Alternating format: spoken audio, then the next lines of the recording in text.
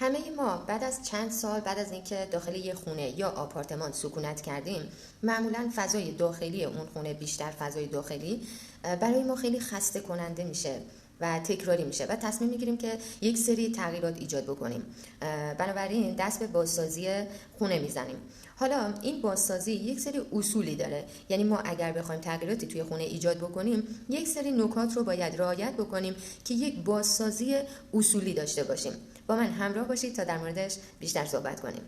در بازسازی یک خونه یا آپارتمان باید به تقسیم بندی فضای داخلی خونه خیلی توجه بشه و اینکه در بازسازی مثلا اتاق خواب یا نشیمن و پذیرایی یا آشپزخونه که قلب یک خونه هست چه نکاتی باید رعایت بشه. نکته اول بازسازی نشیمن و پذیرایی هست.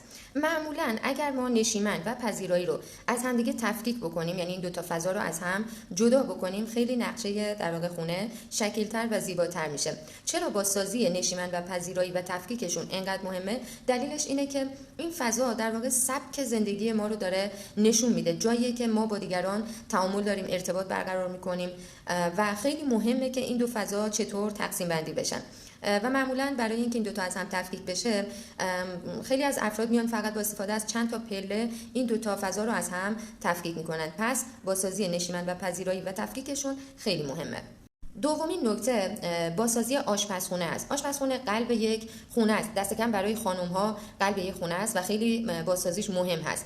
خیلی از افراد بیشتر به کاشی سرامیک و کابینت صرفاً اهمیت میدن، ولی میخوام بگم که 3 تا نکته اساسی برای بازسازی اصولی آشپزخونه باید رعایت بشه و بهش دقت بشه. اولیش کابینت ها هست، مخصوصاً رنگش، هارمونی کابینت ها با کاشی و سرامیک آشپزخونه.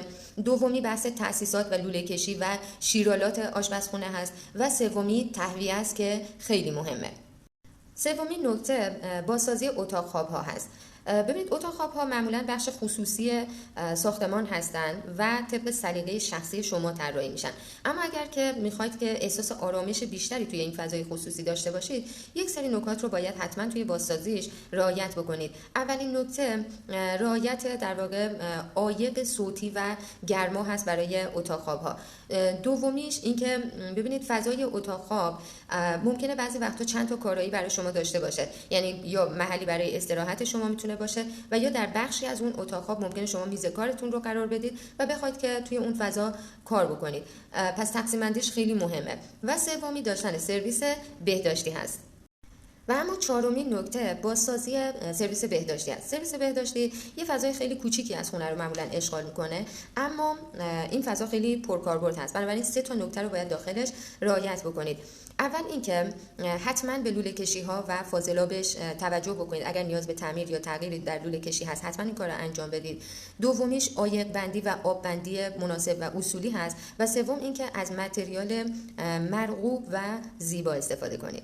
در نهایت میخوام یه نکته رو بهتون یادآوری کنم. اینکه شما این نکات رو بدونید و دانشتون نسبت به این موضوع اضافه بشه خیلی خوبه، اما یادتون نره هر زمانی که تصمیم به بازسازی خونه یا آپارتمانتون گرفتید حتما با یه تیم متخصص و حرفه‌ای مشورت بکنید، چرا که بعضی وقتا یه مشورت کوچیک یا کمکی که از یک تیم متخصص میگیرید باعث میشه که توی هزینه‌های شما خیلی در واقع تاثیر بذاره، هزینه‌هاتون بیاد پایین‌تر و براتون بازسازی رو مغروم به صرفه تر بکنه. موفق باشید.